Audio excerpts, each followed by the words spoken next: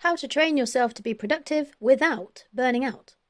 Welcome to Rethink Your Perspectives blog, your trusted space for unlocking potential, empowering mindsets, building productive habits, and boosting motivation. Today we'll have more, but you have momentum. So does being productive always feel like pushing yourself harder? For a lot of people, productivity has become tangled up with that resulted will be. You might notice your focus fading earlier in the day. Small tasks feel heavier than they should. You become more irritable, more distracted, less able to enjoy the things you're working so hard for. That is not sustainable productivity. That is overworking dressed up as achievement. If you want to train yourself to be productive without burning out, the answer is not to squeeze more out of yourself. The real answer is learning how to work in a way that protects your energy, supports your focus, and helps you keep going consistently. What sustainable productivity really means. Sustainable productivity is not about doing everything. It's about doing what matters in a way that you can actually maintain. That distinction matters. A lot of productivity advice focuses on how to fit more into your day. More tasks, more routines, more systems, more output. But if your productivity only works when you ignore your own needs, it's not a strong system. It's a short-term sprint pretending to be a long-term plan. Real productivity should support your life, not consume it. It should leave space for rest, family, creativity, movement, hobbies, and the quiet moments that allow your mind to breathe. This does not mean doing less for the sake of it. It means recognizing that you are a human being, not a machine. Your energy matters, attention matters, your well-being matters. And when those things are constantly sacrificed, productivity becomes harder, not easier. Why overworking can feel productive at first. One of the reasons overworking is so tempting is that it often gives quick results. You stay up late, finish the task. You skip a break and clear the inbox. Say yes to one more thing and people praise you for being reliable. You push through tiredness and feel pleased that you managed it. So your mind, and your boss if you have one, start to connect overworking with success. The problem is that this approach comes with a cost. When you keep pushing past your limit, your focus drops. Decisions take longer. Mistakes creep in. Your creativity becomes harder to access and your patience becomes thinner. You may still be doing plenty, but you're probably using more effort to get the same result. And that is why the goal is not to see how much you can force yourself to do before you crash. The goal is to create a rhythm that lets you make steady progress without constantly running on empty. A helpful question to ask is, how can I work in a way that I can repeat tomorrow? That one question shifts the focus away from intensity and towards sustainability. Burnout is not a badge of honour. In busy homes, workplaces, businesses and caring roles, exhaustion can start to feel normal. People often say things like, I'm just busy, it's a hectic season, I'll rest when things calm down. But what if things do not calm down for a while? If rest is always waiting at the end of the list, it may never happen. There will always be another email, another job, another person needing something, another task that could be done. Being constantly drained should not be the price of being productive. Burnout is not proof that you care. It's a sign that the ways things that are currently working may not be supporting you properly. Training yourself to be productive without burning out starts with changing the question. So instead of asking, how can I get more done? Try asking, how can I get the right things done without losing myself in the process? And that is where healthier productivity begins. Start smaller than you think.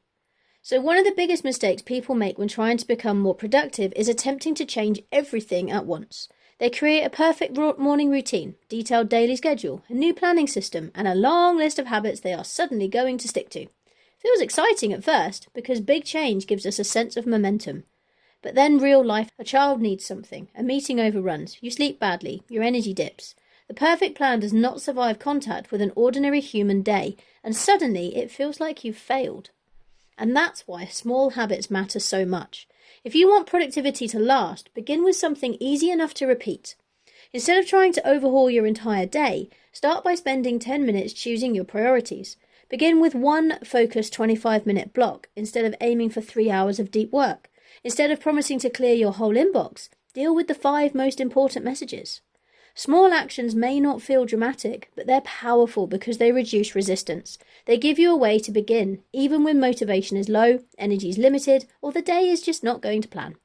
And once you begin, momentum becomes much easier to build. Build consistency before intensity. Intensity often looks impressive from the outside. Consistency is what creates real change. A huge burst of effort can feel satisfying, but it leaves you exhausted, resentful, or unable to keep going. It will not help you long term. A smaller action that you can repeat regularly will nearly always serve you better. Consistency might look quite ordinary. It might be writing down your top 3 priorities each morning, doing one focused work block each day. It might be reviewing your week every Friday, taking a proper lunch break, or preparing tomorrow's first task before you finish today. None of those things sound flashy, but that is exactly why they work. Simple is easier to repeat, and repeated action is what helps productivity become part of how you operate, rather than something you have to restart every Monday. The aim is not to create a perfect day. The aim is to create a pattern that you can return to. Protect your energy like it matters. Because it does. You cannot be truly productive without energy. Busy and reactive, yes. You can even push through and keep functioning, but that is not the same as working well. Your energy affects how clearly you think, how quickly you make decisions, how patient you feel, how easily you focus, and how much effort ordinary tasks seem to require. That is why energy management matters just as much as task management. Start by noticing your natural patterns. When do you feel most alert? When do you usually dip? Which tasks drain you quickly? Which ones energize you or feel easier to begin? Once you know this, you can begin to work with yourself instead of against yourself. Where possible, place your most important or mentally demanding work into your better energy windows. Save lighter admin tasks, simple replies, or routine jobs for times when your brain naturally feels slower. This will not always be possible. Life is not always that tidy, but even small adjustments can make your day feel less like a battle. Stop treating rest as a reward. Rest is not something you earn after you've done enough. Rest is a part of how you stay able to function. This is a difficult shift for many people, especially if you're used to being busy, responsible, and depended on by others. It can feel uncomfortable to pause when things are unfinished. But the truth is, everything will rarely be finished. If you wait until every task is complete before you rest, you may end up training yourself to ignore your own needs until you are completely empty. Instead, build recovery into the day in small, real. Step away from your screen for a few minutes. Stretch between tasks. Drink some water before starting the next job. Take a short walk. Sit quietly without picking up your phone. These moments do not need to be long to be useful. They simply give your mind and body a chance to reset before you ask them to continue. Rest is not the opposite of productivity. It's one of the things that makes sustainable productivity possible. Choose priorities before the day chooses them for you. If you do not decide what matters, the day will often decide for you.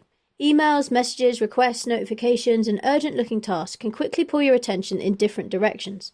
By the end of the day, you may have been busy for hours, but still feel as though the important things were pushed aside. A simple way to reduce this is to choose your priorities before the noise of the day takes over. Try choosing one main priority and 2 smaller supporting tasks. That gives your day shape without making it feel rigid. Also helps you stop treating every task as equally important, because they're not. Some tasks move things forward, others simply maintain things. Both may be needed, but they do not always deserve the same amount of energy.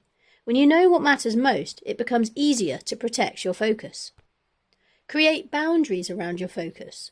Focus rarely happens by accident, usually needs a bit of protection. If your phone is beside you, your inbox is open, notifications are popping up, and you're trying to remember 5 different things at once, it's no wonder your attention feels scattered.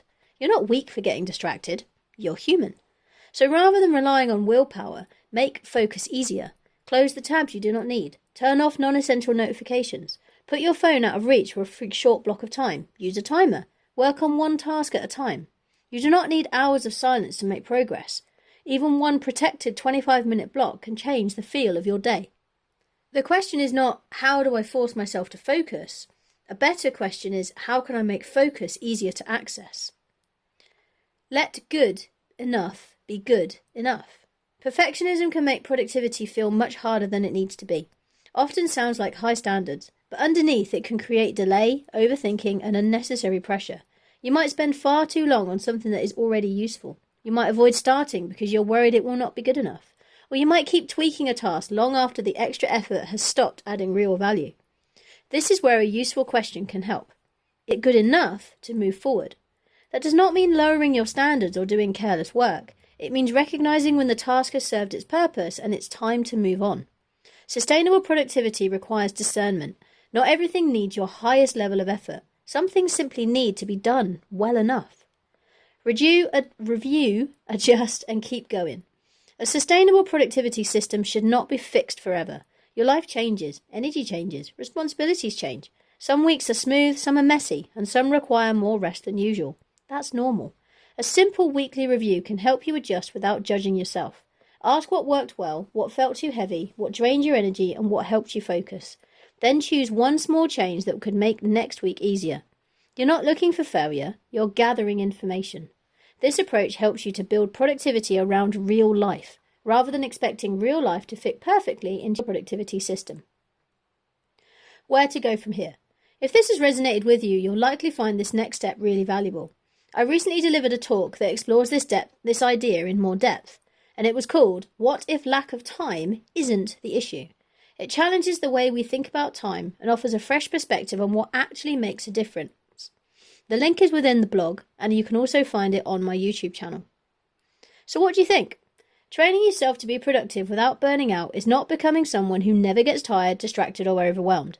It's about creating a way of working that supports you as a whole person. That means building small habits, choosing clear priorities, protecting your focus, allowing proper recovery, and showing up consistently without expecting perfection. Because the point is not to do more at any cost.